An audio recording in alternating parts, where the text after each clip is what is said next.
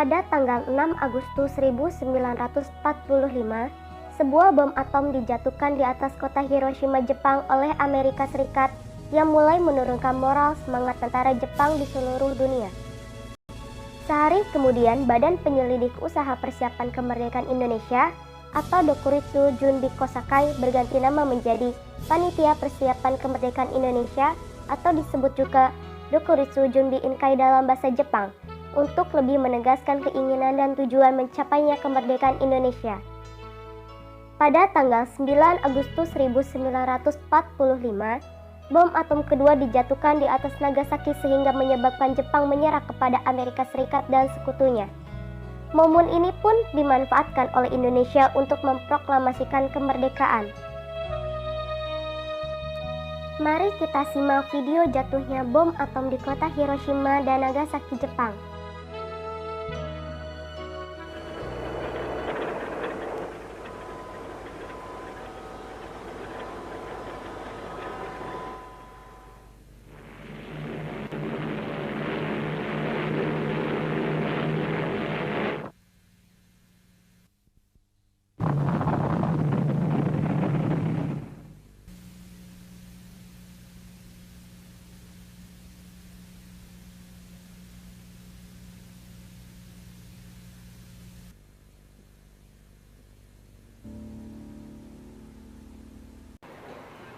It's up on stacks is so you get all the other.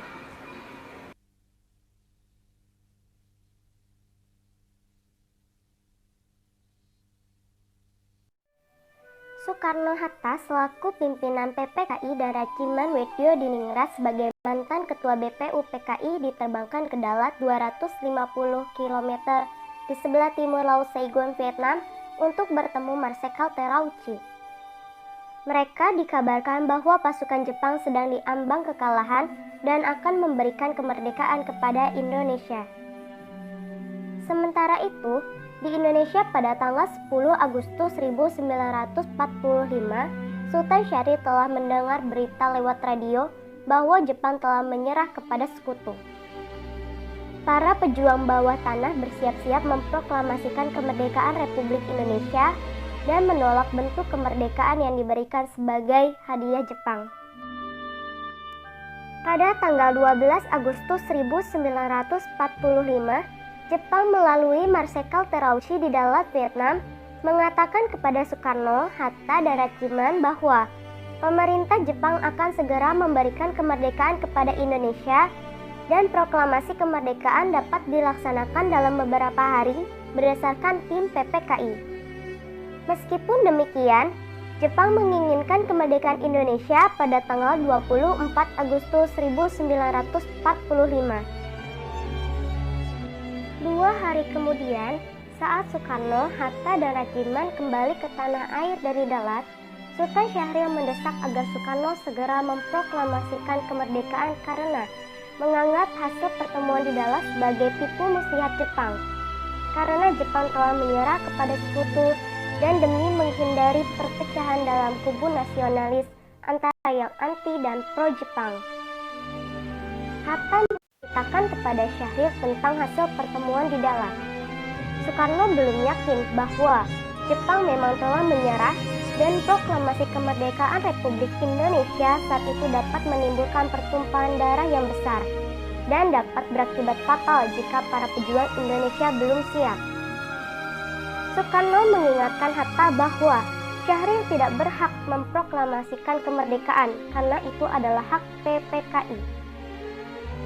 Sementara itu, Syahrir menganggap PPKI adalah badan buatan Jepang dan proklamasi kemerdekaan oleh PPKI hanya hadiah dari Jepang. Pada tanggal 14 Agustus 1945, Jepang secara resmi menyerah kepada sekutu di kapal USS Missouri. Tentara dan Angkatan Laut Jepang masih berkuasa di Indonesia, karena Jepang berjanji akan mengembalikan kekuasaan di Indonesia ke tangan sekutu. Sultan Syahrir, Rikana, Darwis, dan Khairul Saleh mendengar kabar ini melalui radio BBC. Setelah mendengar desas-desus Jepang bakal bertekuk lutut, golongan muda mendesak golongan tua untuk segera memproklamasikan kemerdekaan Indonesia.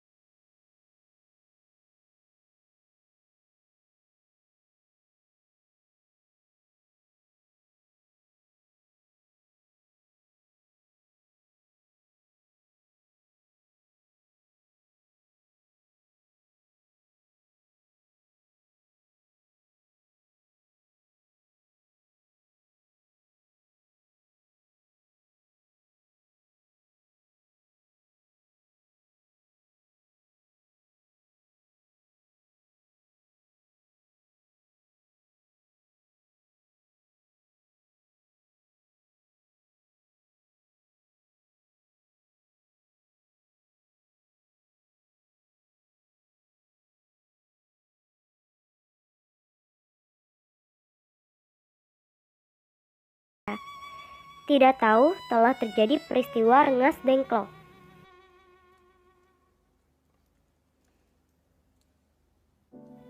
Perundingan antara golongan muda dan golongan tua dalam penyusunan teks proklamasi kemerdekaan Indonesia berlangsung pukul 2 hingga 4 dini hari.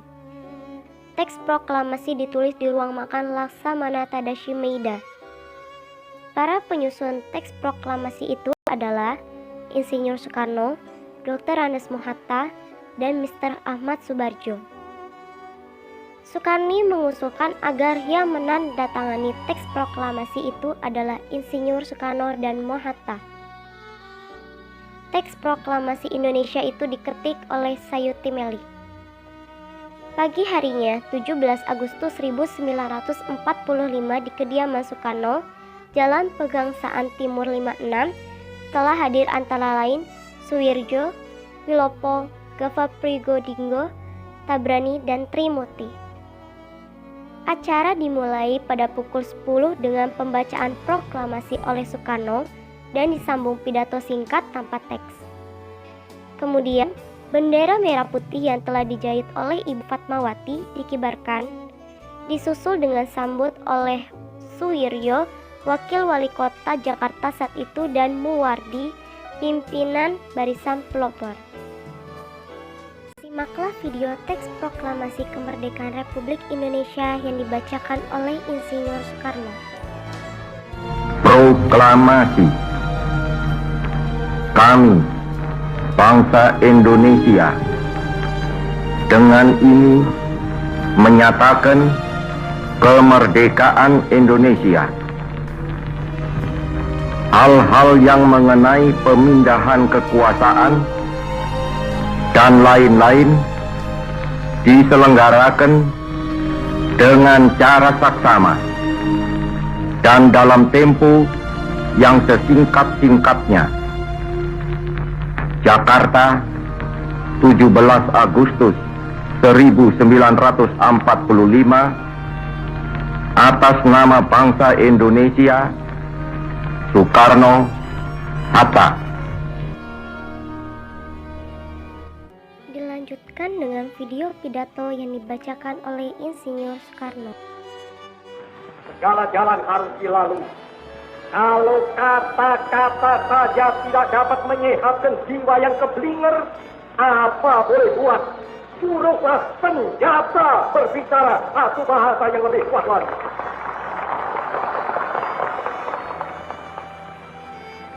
Maka pokok intisari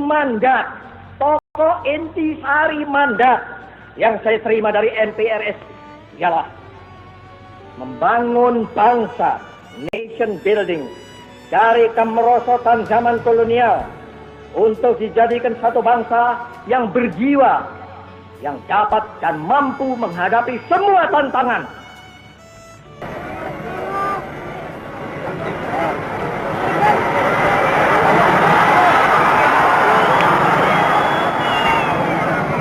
Saya minta saudara-saudara diam semua. Alhamdulillah, saya ucapkan di hari Allah Subhanahu wa Ta'ala. Ini hari aku telah menginjak lagi bumi Jakarta. Sudah hampir 4 tahun lamanya saya tidak berbuat. 4 kali 365 hari